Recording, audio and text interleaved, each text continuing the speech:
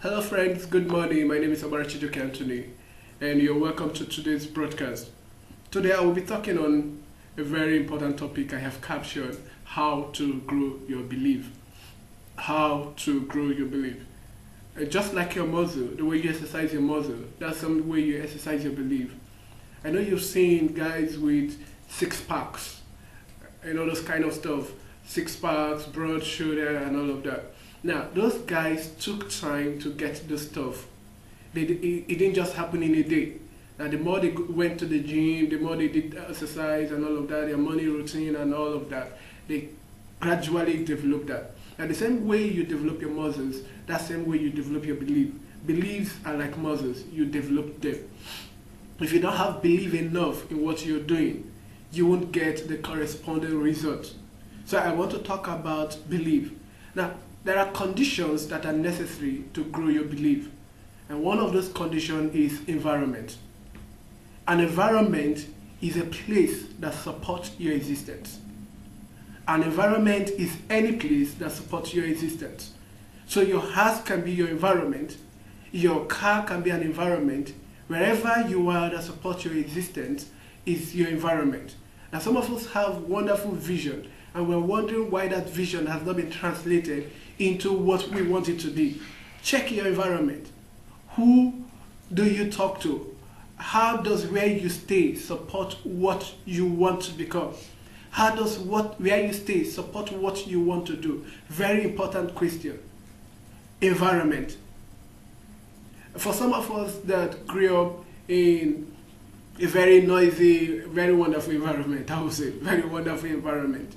Now, those places could actually stifle your belief system. But you yourself as an individual can actually create your environment.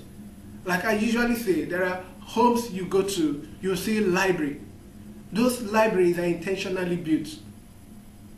Those libraries are places that reinforce their belief system. It could be your car.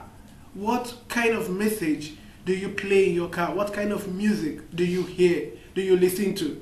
Those musics makes up your environment. Now there's something about listening and there's something about hearing. I always say, hearing is your bodily ability to record sound, while listening is your mental capacity to translate that sound into picture. Now until what you hear become a picture, you cannot use it.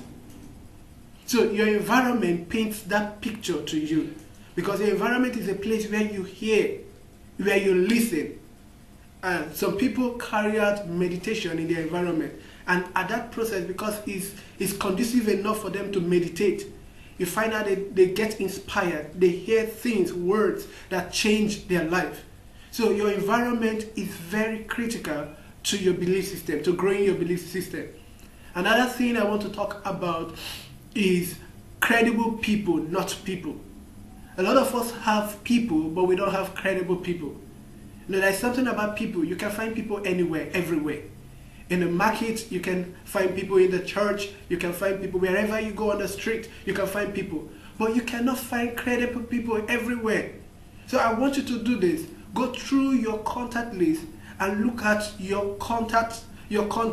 How many of the people in your contact list support your vision? Very important. The people around you should support what you do. The people around you should be able to push you to that particular place you want to be. There are people that you cannot go to because those people cannot contribute into your life. There's something I used to say about relationship. Relationship is mutual. So people give to you, you give back to them. So do you have people who support what you do?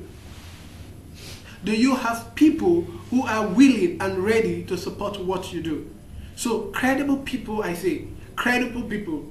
The third one, remember, before I go to the third one, I want you to remember number one. Number one is environment. Number two is credible people, not people. Number three is practice number one and number two. There's something about practice.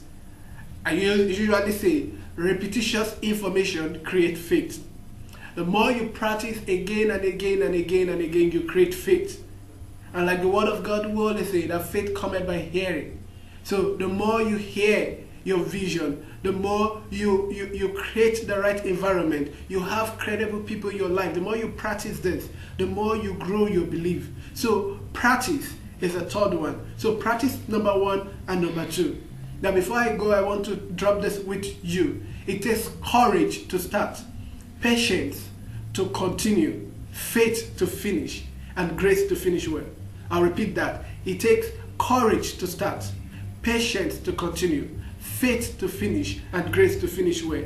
If you find out every one of these points I have given to you is taking you through this particular process.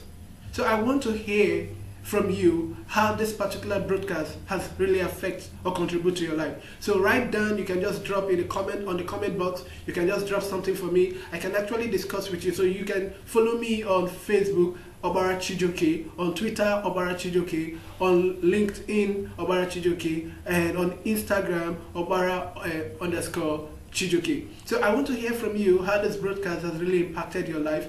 We can share, you can drop me a private message and we can discuss. Thank you very much for listening. My Facebook friend, my Instagram, Twitter, and Facebook. I want to say thank you very much for listening. God bless you.